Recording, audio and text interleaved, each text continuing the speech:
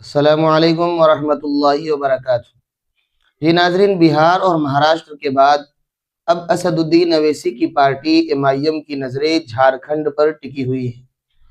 پاکوڑ کے سابق M L A Aqeel Akhtar کے ایم آئی ایم میں شامل ہونے سے پارٹی کافی پرجوش ہے۔ ایم آئی ایم کے ریاستی صدر محمد شاکر کا کہنا ہے کہ ان کی پارٹی کی وجہ سے تمام سیاسی جماعتوں کو اپنی زمین کھسکنے کا ڈر ستا رہا ہے۔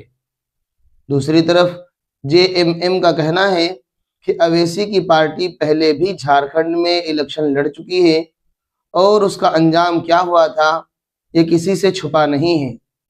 کانگریس کا موقف ہے کہ بی جے پی نے ہار کے ڈر سے اپنی بی ٹیم یعنی ایم آئی ایم کو میدان میں اتار دیا ہے، جبکہ بی جے پی نے ایم آئی ایم کو کانگریس کی اے ٹیم قرار دیا ہے۔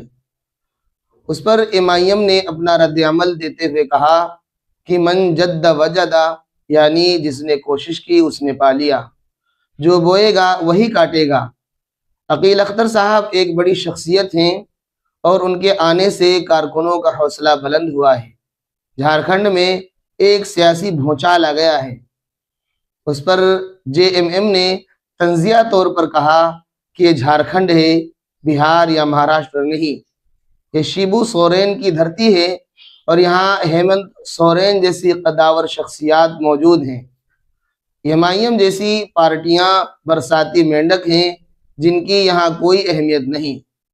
ناظرین، کانگریس کا الزام ہے کہ M I M B J P کی بی ٹیم ہے، یہ پورا ملک جانتا ہے، یہ صرف ووٹ کاٹنے کے لیے الیکشن لڑتے ہیں۔ تو وہیں بی جے پی نے جوابی حملہ کرتے ہوئے کہا کہ یہ کانگریس کی اے ٹیم ہے۔ یہ اپنے اشتعال انگیز بیانات سے ماحول کو فرقہ وارانہ بناتے ہیں، جس کا فائدہ بلا واسطہ کانگریس کو پہنچتا ہے۔